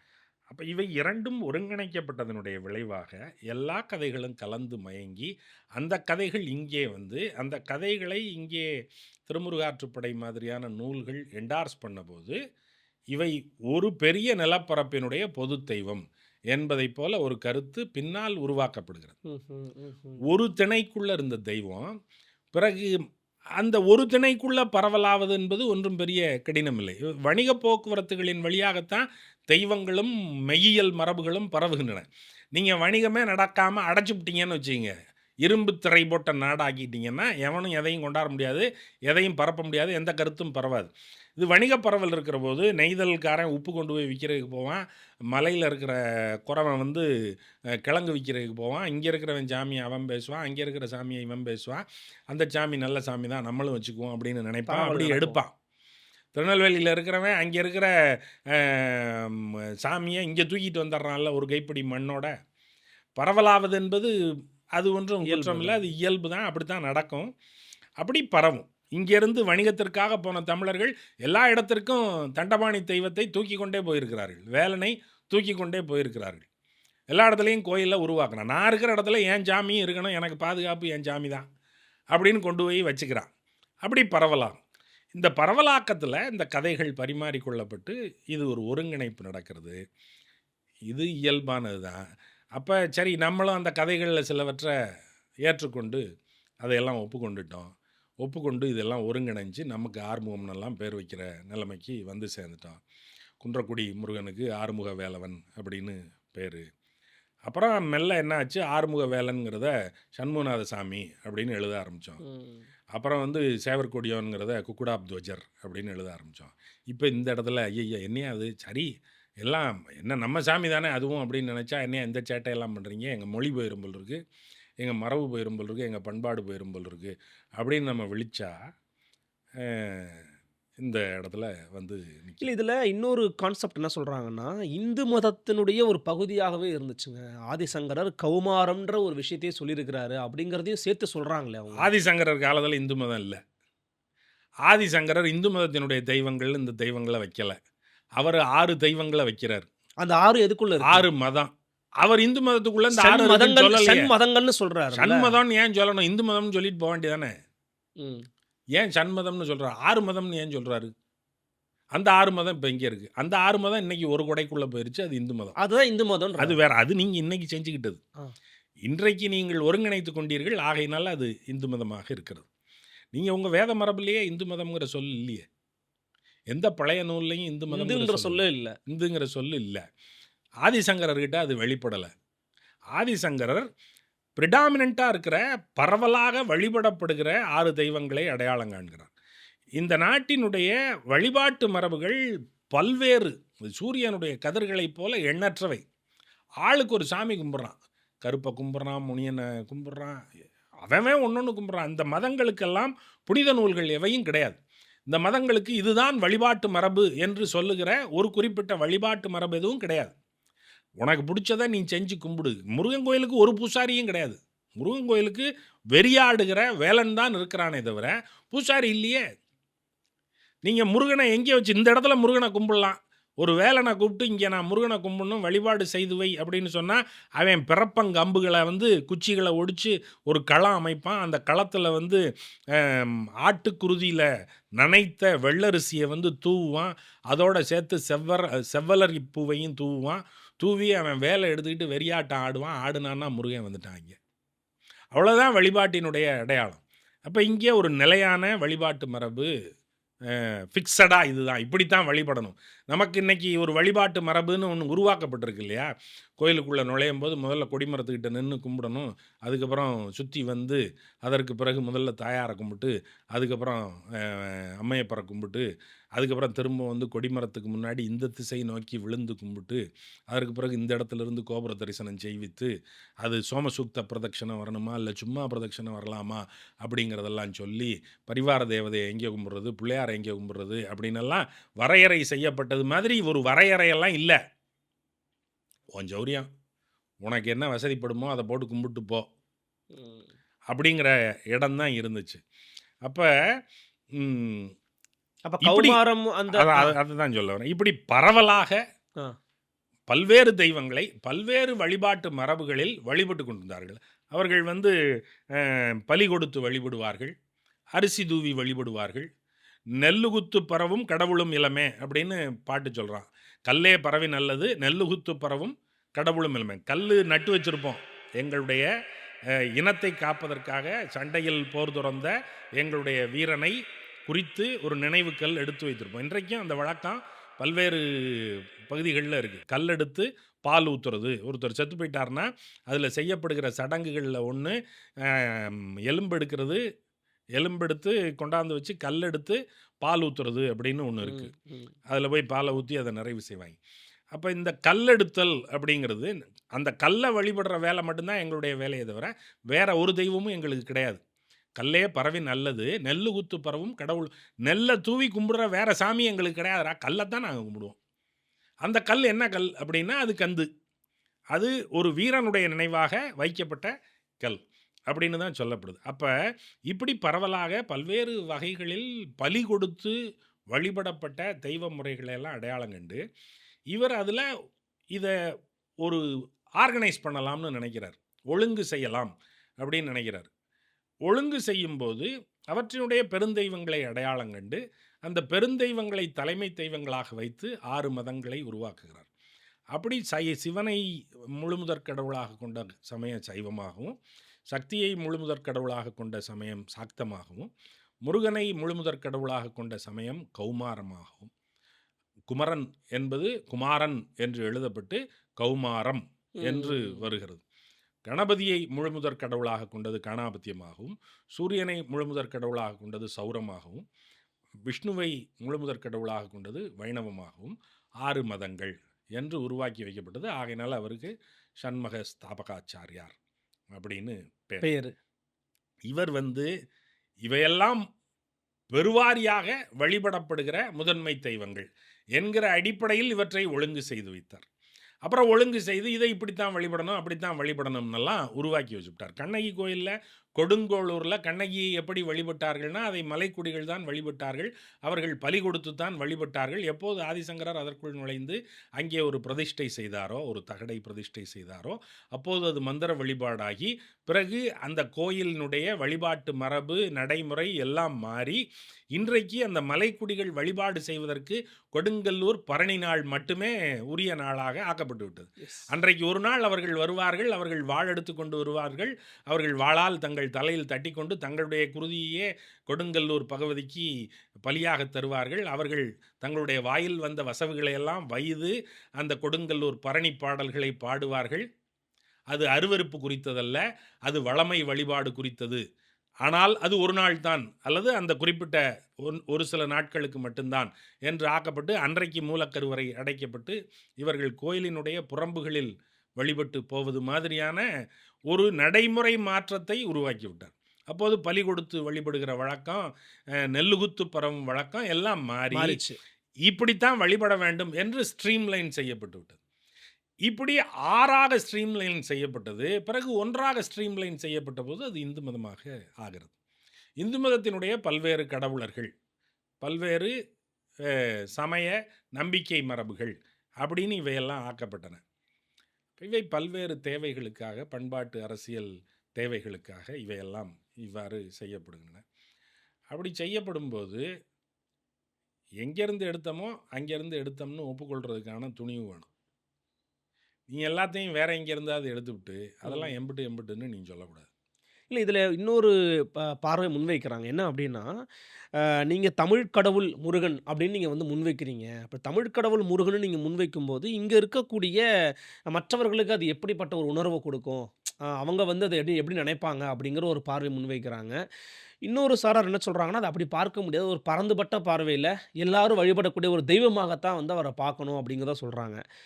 இதில் ஒரு எக்ஸ்ட்ரீம் போய் என்ன கேட்குறாங்கன்னா, தமிழ் மன்னர்கள் சில பேர், ஃபார் எக்ஸாம்பிள் ராஜராஜ சோழனாக இருக்கட்டும், இன்னும் சில மன்னர்கள்லாம் இவருடைய மகன் தான் முருகன்னே சில இடங்களில் குறிப்பிட்ட வச்சிருக்கிறாங்க, எழுதிலாம் வச்சுட்டு போயிருக்கிறாங்க, அந்த கல்வெட்டெல்லாம் இருக்குது, அதெல்லாமல் அது எதிர்ப்பீங்க அப்படின்ற மாதிரி அவங்களுக்கு தோன்றின வலதுசாரி ஆதரவாளர்கள் பேசுகிறாங்க. அவங்க பூரா பின்னாடி வந்தவங்க தான், ராஜராஜ சோழனோ மற்றவனோ எல்லாம் பின்னாடி வந்தவன்.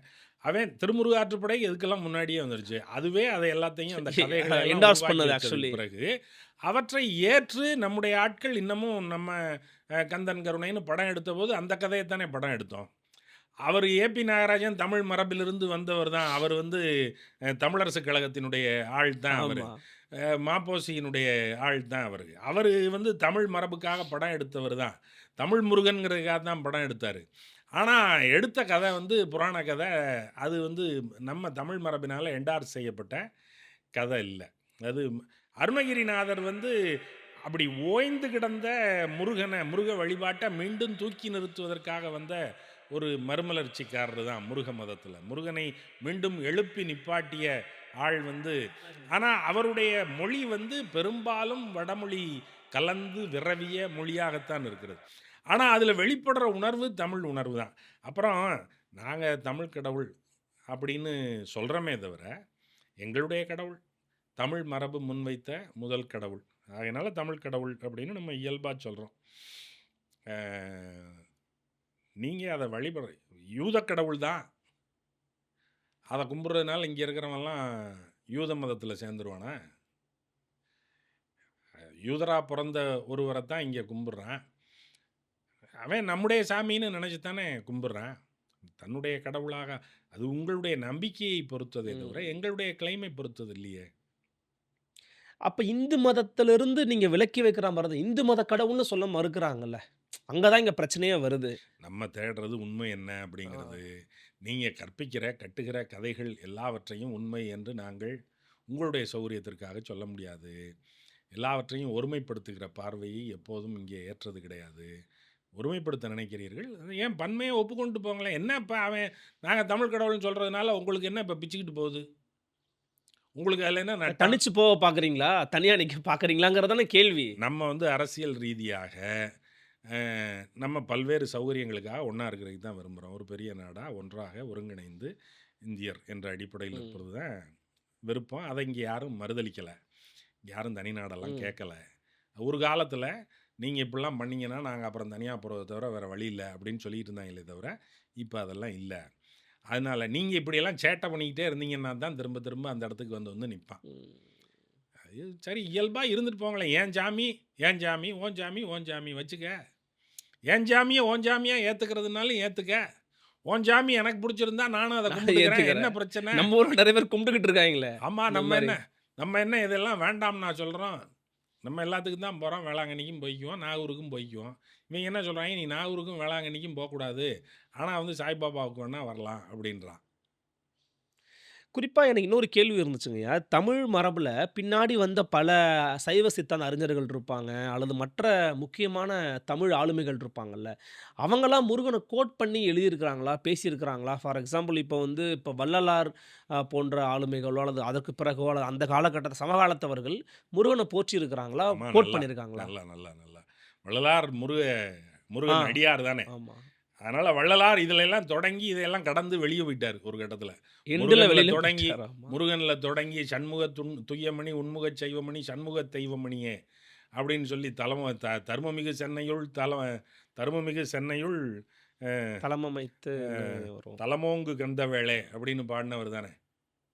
அப்படியெல்லாம் பாடிட்டு முருகனை கண்ணாடியில் பார்த்தேன் அப்படின்லாம் சொல்லி பிறகு நடராஜ வழிபாட்டில் ரொம்ப ஈடுபாடு கொண்டிருந்து பிறகு இவை எல்லாவற்றையும் தாண்டி அருட்பெருஞ்சோதி ஆண்டவர் அப்படின்னு ஒரு அடையாளம் இல்லாத ஒரு அருள் நிலைக்கு அவர் போயிட்டார். நிலை கடந்து போயிட்டார்.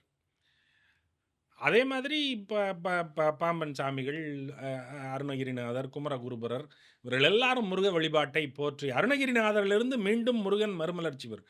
சங்க காலத்தில் முருகன் தலை தூக்கி நின்றது போக அதற்கு அடுத்து வந்த காலத்தில் சமணமும் பௌத்தமும் தலை தூக்கிய போது முருகன் படிமானத்திற்கு போய் ஒரு போர் தெய்வமாக, ஒரு காதல் தெய்வமாக, காதலி வந்து தலைவி சுருங்கி போய் சுணங்கி போய் இருந்தான்னா தலைவி சுணங்கி போயிருக்கா என்னன்னு தெரியல, வேலனை கூப்பிட்டு வெறியாட்டம் நடத்தினா தான் என்ன காரணம்னு தெரியும் அப்படின்னு வேலனை கூப்பிட்டு வெறியாட்டம் நடத்துகிறாங்க. அப்போ தான் அவன் களம் அமைக்கிறான். ஓகே. தலைவியினுடைய வீட்டினுடைய முற்றத்தில் வந்து களம் அமைத்து அவன் வேலெடுத்து வெறியாடி இவளுடைய மனத்தில் ஒருவன் இருக்கிறான் அப்படின்னு சொல்கிறதுக்கு வேலன் வர வேண்டியிருக்கு. அப்போ வேலன் என்பவன் போர் தெய்வம், வேலன் என்பவன் காதல் தெய்வம், ரெண்டையும் ஒழிச்சு விட்டாங்க. ம். பின்னாடி வர்ற புறநானூற்று பாட்டில் ஒரு இடத்துல அவ சொல்கிறா, அந்த சாமி கும்பிட்றதுக்காக அருகம்புல் பறிச்சுக்கிட்டு இருக்கான் பாரு ஒருத்தன், தலையெல்லாம் சடை வளர்த்துக்கிட்டு சாமியார் மாதிரி. சாமியார்னு நினைக்காத, ஒரு காலத்தில் இவன் வந்து பொண்ணுகளை தன்னுடைய சொற்களால் வலை போட்டு விரித்து பிடிச்சவன் தான் சொல்வலை வேட்டுவன் அப்படின்னு சொல்கிறான். ஒரு காலத்தில் காதல் மன்னனாக இருந்த இவன் இப்போது சாமியாராகி அருகம்புல் பறித்து கொண்டிருக்கிறான் வழிபாட்டுக்காக அப்படின்னு சொல்கிற இடத்துக்கு காதலும் மாறிடுச்சு, போரும் மாறிடுச்சு. இந்த காலகட்டத்தில் தான் சைவம் மேலெழுந்து வருகிறது. சைவம் மேலெழுந்த போது சைவத்தினுடைய கீழடிப்படுத்தப்பட்ட தெய்வமாக முருகன் ஆகிவிடுகிறான். சிவனுடைய மகன் இந்த கதைகளினுடைய வருகை ஆகையினால் சிவன் கோயிலினுடைய ஒரு முகப்பு முருகனுடைய முகப்புன்னு ஆணிச்ச ஒழிய முருகன் தனியாக நின்ற முகப்புகளினுடைய எண்ணிக்கை என்பது சுருங்கிருச்சு. நீங்கள் ஒரு முக்கியமான வாதம் வச்சிங்க, கூற்ற சொன்னீங்க இல்லையா, சமணமும் பௌத்தமும் தான் வந்து முக்கியமான காரணம். இப்போ வைதீக ஆதிக்கம் அப்படிங்கிறது முருகன் மேலே சுத்தமாகவே இல்லையா? ஏன்னா நான் முன்கூட்டியே நான் சொன்ன மாதிரி தான். அவருக்கு பூணூல் போட்டாங்க. "எப்படிடா நீங்க முருகனுக்கு பூணூல் போடுவீங்கன்னு?" இங்க இருக்கிறவங்க கேட்டு அத வந்து ரிமூவ் பண்ணிட்டு ஒரு முருகனுடைய சிலைய வைக்கிறதெல்லாம் இன்னைக்கு நடந்துகிட்டு இருக்குல்ல. பூணூல் போட்டதுங்கிறது ஒரு வைதீக மரபினுடைய ஒரு அடையாளம் தானே. ஆமா. அதெல்லாம் பின்னாடி நடந்தது. ஆ. இவையெல்லாம் தெய்வ நிலைப்படுத்தப்பட்டு, பிறகு இந்த சாமிகள் எல்லாம் வந்து வடமொழியில் தான் துதி செய்யப்பட வேண்டும் தமிழ் என்கிற புரியாது, தெரியாது. தமிழ் தெரியாது. தமிழ் கடவுளுக்கு தமிழ் தெரியாது. "தென்னாடுடைய சிவனே போற்றி, எந்நாட்டவர்க்கும் இறைவா போற்றின்னு" பொதுமைப்படுத்தி தான் பாடுனான். "என் சாமி. ஆனா எல்லாருக்கும் சாமி தான். யார் வேணாலும் கும்பிடு. நான் ஒண்ணும் தடுக்க மாட்டேன்." அப்படின்னு தான் சொன்னானே ஒழிய, "நீ வந்து நான் மட்டும் தான் வச்சுக்குவேன்." அப்படின்னு இத மட்டுப்படுத்தல. அப்ப இந்த மாதிரியான நிலைகள் வந்தபோது தான் இதெல்லாம் நடந்திருக்கு. அப்புறம் இத வந்து நீங்க ம் அ ஒரு வைதீக அலங்காரம்னே முருகனுக்கு ஒரு அலங்காரம் செய்யப்படுகிறது. வைதீக ராஜ அலங்காரம் மாதிரி ம்ஹ்ம். வைதீக வைதீக வைதீக அலங்காரம். அலங்காரம்னே ஒரு அலங்காரம் செய்யப்படுது. இவற்றையெல்லாம் யாரும் ஒண்ணும் பெருசா மறுதலிக்கல. இதன் மேல விமர்சனங்கள் இருந்தாலும், பொது மக்கள் தளத்தில இவற்றையெல்லாம் யாரும் ஒண்ணும் "இதெல்லாம் ஏன்டா செய்ற?" அப்படின்னெல்லாம் யாரும் சொல்லல. சரி சாமி அலங்காரம் பண்ணி வச்சிருக்காங்க. நம்ம செஞ்சுட்டு போ. கும்பிட்டு வருவோம். அப்படின்னு கும்பிட்டுட்டு தான் வர்றாங்களே ஒழிய, இந்த சண்டைகளை எல்லாம் சாமியினுடைய முகப்புக்கு யாரும் கொண்டு போகவில்லை. நீங்கள் தான் கொண்டு வருகிறீர்கள். ம். கொண்டு வந்தால் இதற்கு மறுப்புகள் சொல்லப்படுகின்றன. இந்த வடமொழி மயமாக்கல் அப்படிங்கிறது ம். எல்லா பெயர்களும் வடமரபுக்கு ஆக்கப்பட்டு விட்டன. நீங்க தண்டாயுதபாணின்னு சொல்றது, குமாரசுவாமின்னு சொல்றது, சுப்பிரமணியர்ன்னு சொல்றது. நீங்க ஸ்கந்தன்னு சொல்றாங்க. திருப்பரங்குன்றம் கோயில எவனாவது சுப்பிரமணிய சாமி கோயில்னு சொல்றானா? திருப்பரங்குன்றம் முருகன் கோயில்னு தான் சொல்றான். குன்றக்குடி சண்முகநாத சுவாமி கோயில் அப்படின்னு எவனாவது சொல்றானா? இல்ல. குன்னக்குடி முருகன் கோயிலுக்கு போனேன் ஆமா. அப்படின்னு தான் சொல்றான். நீ என்ன வடமொழி பெயர் வைத்தாலும் திரும்ப திரும்ப இங்க இருக்கிற பையன் முருகன் கோயில்னு தான் சொல்றானே ஒழிய, அத சண்முகநாத சுவாமினோ, குக்குடாப்ஜர் கோயில்னோ எவனும் சொல்லலையே. இது இவனுக்கு சொல்ல வராது. வாயிலன்னு உடையாது. வராது. ஆவி போயிரும். அப்ப இயல்பாக எல்லா பெயரும் முருகன் கோயில்னு சொல்லிட்டு தான் போய்க்கிட்டு இருக்கான். இன்னைக்கு வரைக்கும் முருகன்ங்கிற பெயர் தான் நிக்குதே ஒழிய, நீங்கள் வைத்த வடமொழி பெயர்கள் எவையும் நிற்கவில்லை. பிறகு இந்த முருகனுக்குன்னு ஒரு உலகம் இருக்கா? நீங்க வந்து சிவனுக்கு ஒரு உலகம் வச்சீங்க, கைலாயம். பெருமாளுக்கு ஒரு உலகம் வச்சீங்க, வைகுண்டம். பிரம்மனுக்கு ஒரு உலகம் வச்சீங்க, அ அது வந்து சத்தியலோகம். முருகனுக்கு எந்த லோகம்? முருகனுக்கு அங்கே லோகம் கிடையாது. ஏன்னா முருகன் இங்க இருக்கிறவன். எங்க நம்ம ஆளுக்கு இங்க எங்க அங்க உலகம். மண்ணுக்குள்ள கிடக்கிற பையன். அவன் கோவக்கார குழந்தை பையன். அவன் மண்ணுல புழுதி படிஞ்சு கிடக்கிறவன். இவனுக்கு உலகமே கிடையாது மேல. அப்புறம் முருகனுக்கு வேள்விகள் எல்லாம் கிடையாது. முருகனுக்கு வேள்வி செஞ்சு வழிபடுறதுங்கிறதெல்லாம் பின்னாடி வந்தது தான். இந்த குடமுழுக்குகள்ல வேள்விகள் செய்கிற மரபுகள் எல்லாம் பின்னால் வந்தவை. அவன் தோள் வலியினால எல்லாவற்றையும் பெற வேண்டும் என்று நினைத்தவன். வேள்வியினால எதையும் பெற வேண்டும் என்கிற மரபு இங்கே முன்வைக்கப்பட்டதே இல்ல. இப்ப இவையெல்லாம் பின்னால் சேர்க்கப்பட்டன. இவற்றையெல்லாம் பெரிதாக யாரும் சுட்டிக்காட்டி முரண்டு பிடிக்காததற்கு காரணம், இதை குறித்து சண்டை போட வேண்டாம். சரி, அவர்களும் வணங்குகிறார்கள், நாமும் வணங்குகிறோம். நாம் எல்லாம் பக்கத்தில் இருக்கிறோம். இருந்துவிட்டு போவோம். அப்படிங்கிற அடிப்படை தானே தவிர, சண்டைக்கு நாங்க வரலையே. எங்க சாமிய தூக்கிட்டு போய் நீ கும்பிடுற. நாங்க சண்டைக்கு வந்தோமா? சரி, கும்பிட்டுக்க, சாமி தானே. எங்க சாமிய நீ நல்லா பெருந்தன்மையா இருந்தோம். உன்னையும் நல்லா வைப்பாரு. வைதாரையும் செந்தமிழால் வைதாரையும் வாழ வைப்பார். நீ செந்தமிழால வையலைனாலும் பரவாயில்ல. நீ வந்து உன் மொழியில போற்றுனாலும் பரவாயில்ல. நல்லா தான் வைப்பார். வச்சுக்க, என்ன நட்டம். குறிப்பா இன்னொரு சில கதைகளெல்லாம் நான் வடிச்சாங்க இல்லையா? ஃபார் எக்ஸாம்பிள் வந்து முருகனுக்கு வந்து 2 மனைவி. ஒரு பக்கம் வள்ளி, ஒரு பக்கம் தெய்வானை இப்படின்ற ஒரு கூற்ற பரப்பிட்டே அந்த இருக்காங்க. தெய்வான கதை பழையதுல இல்ல. வள்ளி தான் இருக்கா. ஆமா. வள்ளி தான் வந்து அத காதல் திருமணம் தான் பண்ணிக்கிட்டாரு முருகன் அப்படிங்கிற ஒரு கூற்று இருக்கு. இந்த கதையாடல எப்படி உருவாக்குனாய்ங்க? அது எந்த காலகட்டத்தில உருவாக்கப்பட்ட கதை? அது இத கொண்டு போய் அங்கே சேர்க்கும்போது அங்கே ஒரு சம்பந்தம் பண்ணணும்ல. அப்ப ம். அப்ப வானவர் அவன வந்து சேனாதிபதிகளில் நான் ஸ்கந்தன் அப்படின்னு பகவத்கீதையில ஒரு வரி வருது. படைத்தலைவர்கள் அதுல எவன் சிறந்தவனோ அவன் தான் நான். மாதங்களில் நான் மார்கழி அப்படின்னு சொன்னது மாதிரி, சேனாதிபதிகளில் நான் ஸ்கந்தன் அப்படின்னு பகவத்கீதையில சரி, கிருஷ்ணர் சொல்றார். சரி. இவன் சேனாதிபதி. யாருக்கு சேனாதிபதி? தேவ சேனாதிபதி. தேவர்களுக்கு சேனாதிபதி. தேவர்களுக்கு சேனாதிபதியாக இருந்து இவன் யாரை கொன்றான்? சூரபத்மனை கொன்றான். சூரனை கொன்ற கதை நம்முடையது. சூர்மருங்கருத்தல் அப்படிங்கிறதும், சூரர மகளிர் அப்படிங்கிறதும் இவையெல்லாம் நம்முடைய மரபில் சொல்லப்படுகிறவை. ஓகே. அப்ப இந்த சூரபத்மனை ஒரு அசுரனாக்கி, அசுரர்கள் தேவர்கள் அப்படிங்கிற எதிர்வை உண்டாக்கி, அததான் சொல்ல இந்த எதிர்வுல தேவர்களுக்கு சார்பான ஆளா இவன் சூரனை கொன்றது உண்மை. அந்த கதையை அவர்கள் தனதாக்கும் போது தேவர்களின் சார்பாக தேவ சேனாதிபதியாக வந்து இவன் சூரனையும் அவனுடைய தம்பி தாரகனையும் மற்றவனையும் கொன்றான் அப்படின்னு சொல்றதெல்லாம் அப்புறம் அது மேலே மேலே அப்படி கொஞ்சம் கொஞ்சமாக பூசப்பட்ட கதைகள் தான் பூசி சேர்த்தது தான் அது. அப்படி சேர்த்த போது இவன் வென்றதற்கு பரிசாக தன்னுடைய மகளை மணந்து கொடுத்தான் அப்படின்னு தேவசேனை அப்படிங்கிற தெய்வானைய தேவயானை தேவசேனா நம்மளால் அது ரொம்ப இயல்பாக தெய்வானைன்னு வச்சுவிட்டான். தெய்வானைன்னு வச்ச போது அது தமிழ் பட்டுருச்சு. அப்புறம் இது தமிழ் தானே அப்படின்ட்டு விட்டுட்டான். ஆனால் இதனுடைய அடிப்படை கதை மரபு நம்மகிட்ட இல்லை. வள்ளிங்கிறது நம்மள்கிட்ட இருக்கு. வள்ளி இருக்கு. வள்ளிங்கிறது வளமையினுடைய தெய்வம்.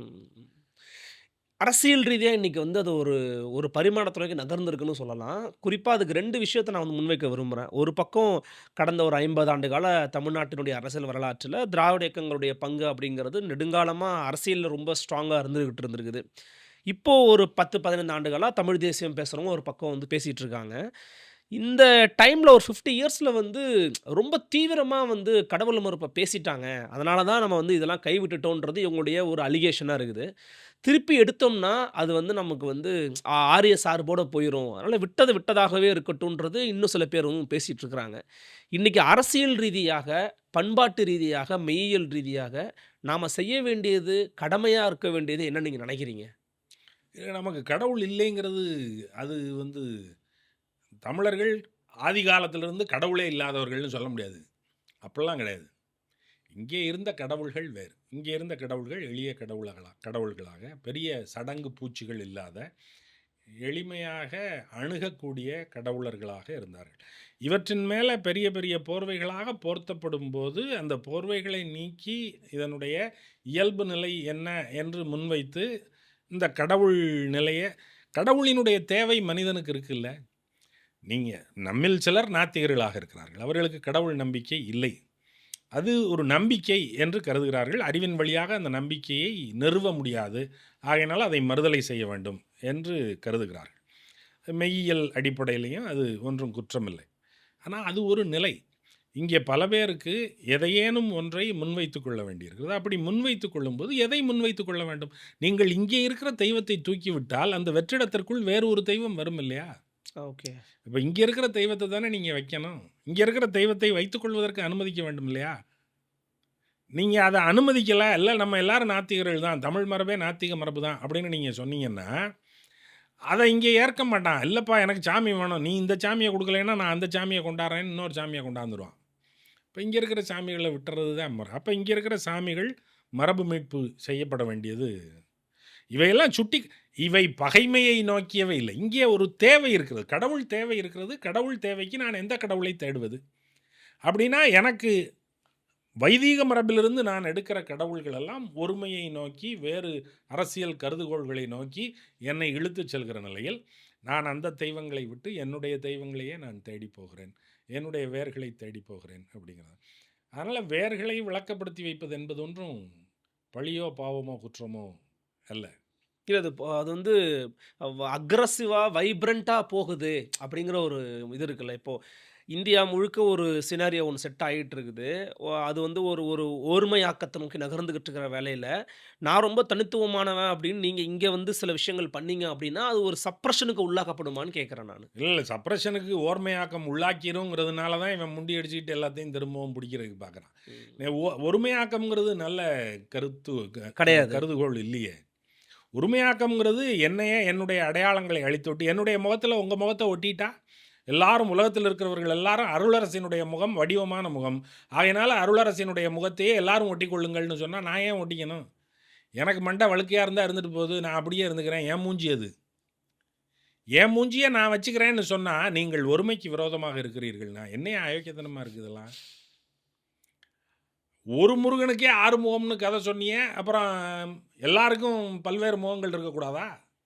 இல்லை, என்ன வேலை திட்டம் இருந்தால் நல்லா இருக்கும்னு நினைக்கிறீங்க? நீங்கள் வந்து ஒரு தொடர்ச்சியாக இதை பார்க்குறீங்க, இந்த சண்டை நடந்துக்கிட்டே இருக்குது. இப்போ ஒரு திரைப்படம் வாயிலாக இன்றைக்கி என்ன சொல்கிறாங்கன்னா, அவங்க அப்படி சொல்கிறாங்க, இப்போ தமிழ் கூறிலிருந்து அவர் வந்து ஒரு மன்னனாக, அவர் ஆண்ட மனிதராக, ஒரு ஒரு ஒரு வேந்தராக உருவகிச்சு தமிழ் முருகன்ற புத்தகத்தை எழுதியிருக்கிறாரு கவிஞர் அறிவுமதி. அதை வச்சு கொண்டு போகிறாங்கன்றாங்க. அதில் தான் டிஃப்ரென்ஸ் ஆஃப் ஒப்பீனியன் இருக்கா அவங்களுக்கு? இல்லை அது வந்து ஒரு சிக்கல் உருவாக்காதா? ஆனால் இப்போ அதுக்கு எதிராக வரா மாதிரி ஒரு தோற்றம் உருவாயிருச்சு. இப்போ அந்த ஆந்திராவினுடைய அந்த திரைப்படத்துக்கு எதிராக தமிழ் முருகன்ற திரைப்படத்தை எடுக்க ஆரம்பிச்சுட்டாங்கன்ற ஒரு தோற்றம் உருவாயிருச்சு. பலத்த வரவேற்பையும் பெறுகிறது அது. அதை எப்படி புரிஞ்சுக்கலாம்? இந்த திரைப்படங்களின் வழியாக உங்களுடைய பண்பாட்டு மீட்டெடுப்புகள் எல்லாம் நிகழாது. அததான் கேட்க வரேன். அவர்கள் வியாபாரத்திற்காக செய்கிறார்கள். அவர் இந்தியா தழுவிய வணிகத்திற்காக செய்கிறார். Pan India. இவர் தமிழ்நாடு தழுவிய வணிகத்திற்காக செய்கிறார். அதை ஒரு பண்பாட்டு அடையாள முன்னெடுப்பின் வழியாக செய்கிறார்.